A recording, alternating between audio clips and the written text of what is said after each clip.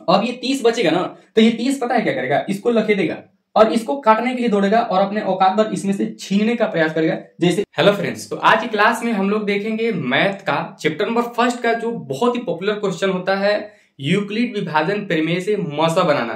क्योंकि हम बचपन से सीखते आ रहे हैं मसा 2 संख्याओं का, 3 संख्याओं का बड़ी आसानी से बना देते हैं। लेकिन अब यहाँ पे हमें सीखना है यूक्लिड विभाजन एल्गोरिथम से, जो कि एक परिमेय बन जाता है। और ये हमारा क्या है, आप देख रहे हैं कि वही परिमेय से बना हुआ है। तो हम इसी के बारे में जानेंगे कि ये जो यहाँ पर दिख रहा है 15 दिख रहा है, तो ये 15 ही आंसर यानी कि मसा क्यों कह दिया, इसको कैसे इसी को कह दिया, क्यों नहीं ये 2 को कह सकते हैं, 3 को कह सकते हैं, क्योंकि यहाँ पर देखने के लिए तो 3 अंक दिख रहा है, ये तो खैर 0 है। तो इसमें से किसी को भी हम मसा कह सकते थे, लेकिन इसी को क्यों कह रहे हैं इसको देखेंगे। और ये क्या इसमें चक्कर चल रहा है, किस तरह से हम आगे स्टेप बाय स्टेप बढ़ रहे हैं, इसको भी देखेंगे। तो चलिए फटाफट वीडियो को स्टार्ट करते हैं।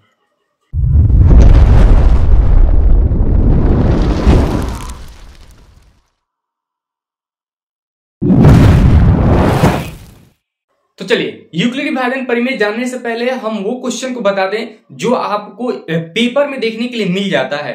तो वो क्वेश्चन क्या है उसी बात करेंगे। जैसे आपसे पूछा जाता है कि प्रथम 2 सम संख्याओं का मसा क्या होगा, या प्रथम विषम संख्याओं का मसा क्या होगा, या लगातार सम संख्याओं का मसा क्या होगा, या फिर लगातार विषम संख्याओं का मसा क्या। तो कुछ इस तरह से क्वेश्चन आपसे मसा में पूछे जाते हैं ऑब्जेक्टिव में। ये तो पूछा नहीं जाता, ये आपको सब्जेक्टिव में देखने के लिए मिल जाते हैं या कभी कभार ऑब्जेक्टिव में मिल जाते हैं। तो चलिए उसको देख लेते हैं। और वो आप इसे नोट कर लीजिए कि लगातार 2 सम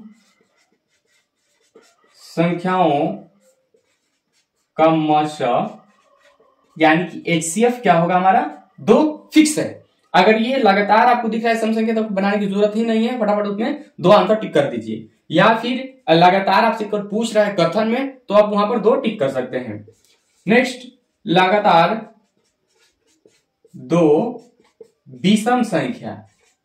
विषम संख्याओं का मसा, यहां पर क्या हो गया, 1 फिक्स है इसका, इसमें कोई चेंजिंग होने वाला नहीं है। जैसे यहां पर दे दिया लगातार 2 सम संख्या कौन हो सकता है, जैसे 2 4, इसका मसा आप देख रहे हैं।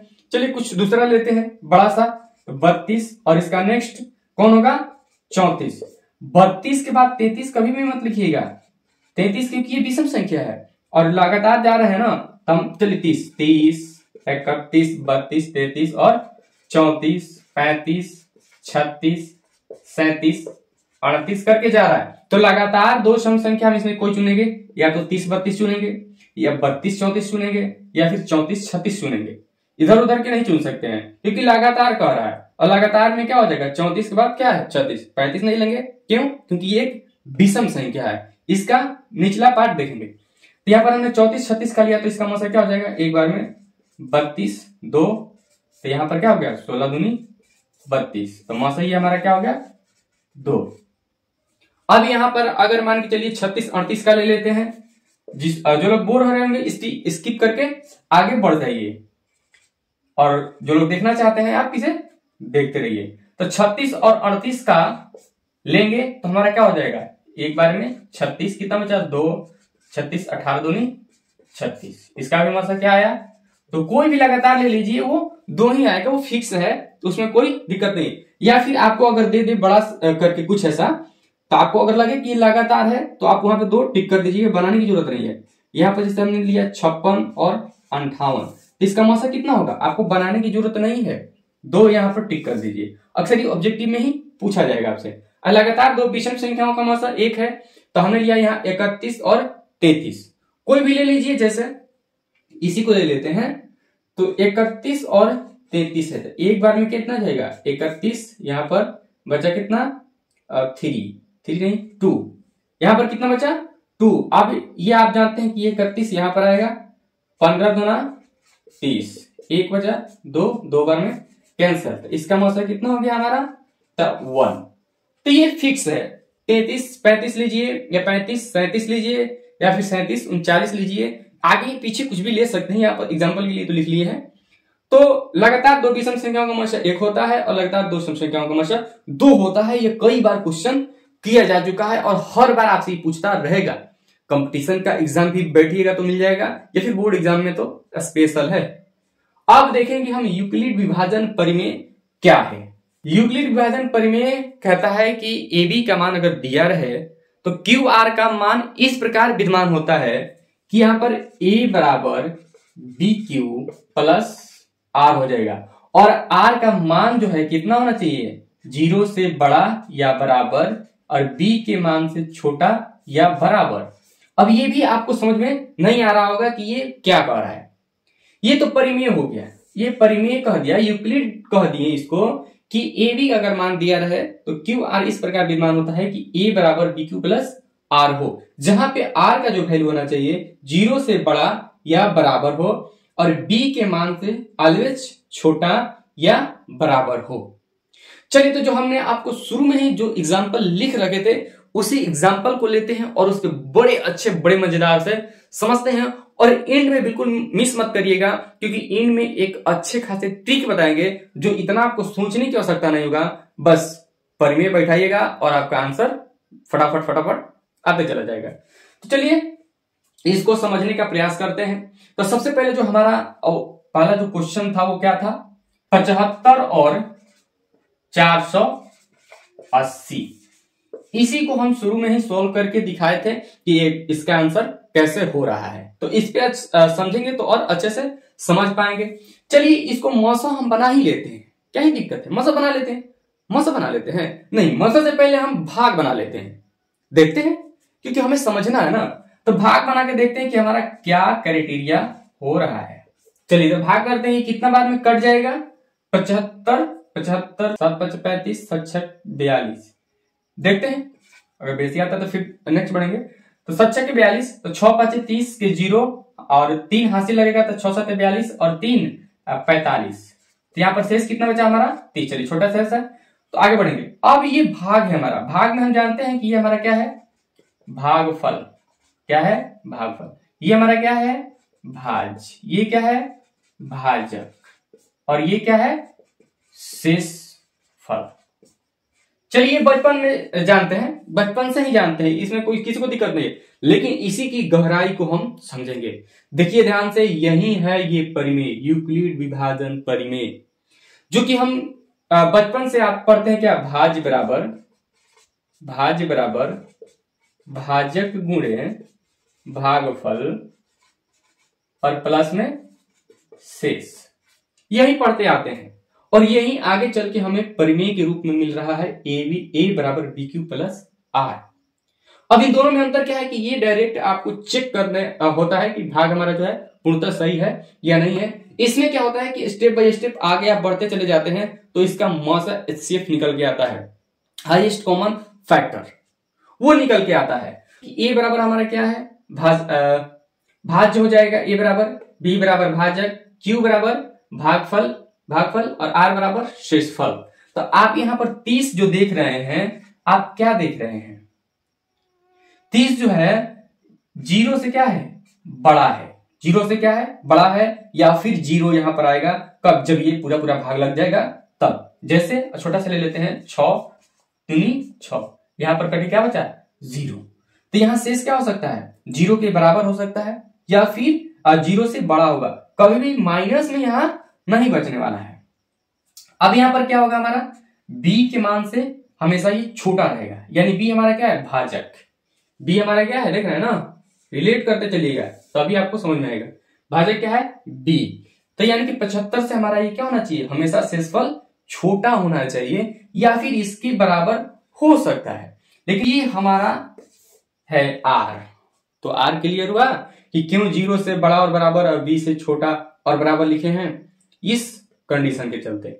अब बात आती है कि हम इसे किस तरह से परिमेय द्वारा सॉल्व करें।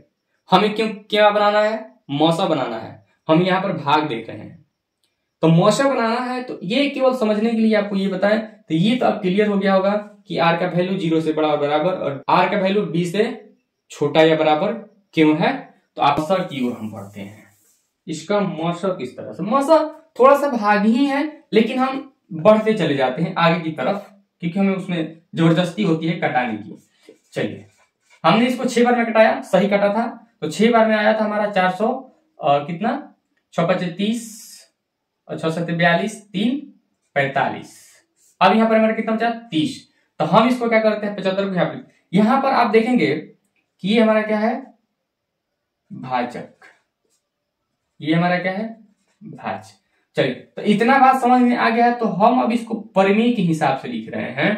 ये क्या हो गया हमारा B और ये हो गया A, ये हो गया Q और ये हो गया R।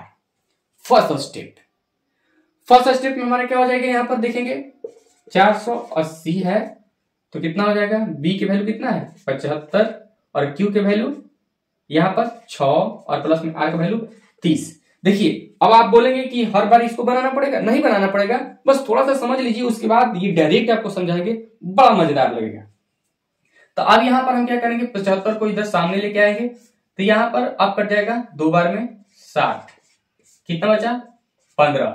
अब यहाँ पर देख रहे हैं कि ये क्या है भाजक है, ठीक है। तो अब ये हमारे भाजक यानी कि B का रूप ले लिया। अगर इसको अब ढक लेंगे तो ये B हो गया, ये A हो गया, ये हो गया मतलब पुनः देखेंगे तो 75 हो गया A और यहाँ पर 30 हो गया B और Q हो गया 2 प्लस R हो गया 15। नेक्स्ट बढ़ेंगे आगे तो यहाँ पर 30 है। अब ये 2 बार में क्या हो गया कट गया यानी कि 0 बचा। तो यहाँ पर इसको रखते हैं तो ये क्या हो गया भाजक यानी कि B और ये हमारा क्या हो गया A। तो यहाँ पर हम लिखेंगे A पुनः करके लिखेंगे और यहाँ पर हमारा कितना है 15 गुणे 2 0 और ये हो जाएगा हमारा। देखिए यहाँ पर कट जाता है तो हम क्या लिखते हैं इसको मौसा लिखते हैं कि नहीं लिखते हैं, लिखते हैं यहाँ पर मौसा। तो इसका मौसा हम 15 लिख रहे हैं मतलब कि ये हमारा क्या है यहाँ पर है। तो ये जहां मिला हम यहाँ पर इसको 15 क्या कर देंगे मौसा। अब ये किस तरह से करेंगे 15 मौसा अभी तुरंत आपको हम बता रहे हैं। लेकिन ये 15 आया तो हम कैसे संतुष्ट हो गए या फिर कैसा एक्सेप्ट करें कि ये 15 ठीक है हमारा मौसा होता है लेस्ट कॉमन फैक्टर। इसका मतलब ये कि इन दोनों संख्याओं को ये क्या करेगा काट देगा और काट देगा, यही वो बड़ा संख्या है। क्या है सबसे बड़ी वो संख्या है जो इन दोनों को काट पाएगा। अब इससे कोई बड़ा नहीं है जो इन दोनों को काट सके। हो सकता है बड़ा लीजिएगा तो ये वो काटे लेकिन दोनों को नहीं काट पाएगा, इससे अब बड़ा कोई संख्या नहीं है। एचसीएफ का मतलब ही होता है कि वैसी संख्या जो उन संख्याओं को पूरा काट सके, सबसे बड़ी संख्या होती है मौसा। चलिए तो अब इसको हम मजे में समझेंगे। इतना बात आपको समझ में आ गया और आप इसे बना भी सकते हैं किस तरह से हम स्टेप बढ़ रहे हैं। चलिए अब आप बुक का जो क्वेश्चन है उसको कैसे बनाएंगे अब आप ध्यान से देखिए। इसी क्वेश्चन को हम लेंगे ताकि समझने में बड़ा आसानी हो। सबसे पहले अगर हल हम लिखते हैं तो सबसे पहले हम क्या करेंगे लिखेंगे तो यहां पर हमारा 480 और 75 है। क्या लिखेंगे a बराबर 480 और b बराबर कितना है 75। तो यूक्लिड विभाजन प्रमेय से, यूक्लिड विभाजन प्रमेय से यहां पर लिखेंगे और वो प्रमेय लिखेंगे। प्रमेय क्या है a बराबर BQ प्लस R, जहां करके लिखेंगे कि 0 से बड़ा हो R या फिर बराबर हो और B के वैल्यू से छोटा हो या फिर बराबर हो।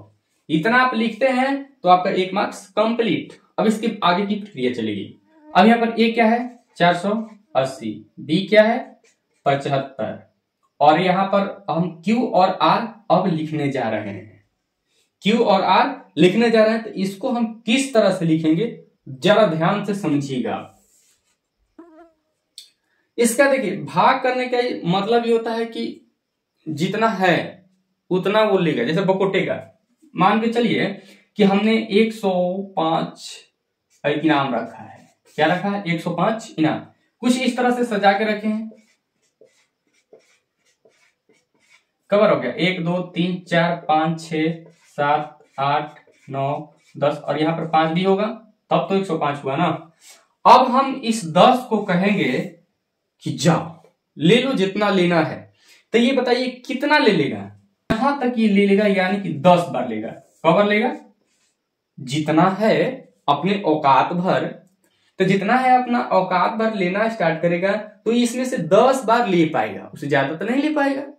10 बार ले पाएगा और बच जाएगा फिर क्या, 5 आखिर में बच ही जाएगा। तो यहां पर ऐसे ही 75 ये अपने औकात के बराबर इसमें से जितना बार ले सकेगा उतना ही हम यहां पर लिखते हैं, और जो बच जाता है यहां पर वो आर की जगह पे लिखेंगे। चलिए तो देखते हैं। अभी देखिए हमने कि 6 बार में हम दिख रहे हैं तो कितना आ रहा था 450, जो कि हमारा बच जाएगा कितना 30।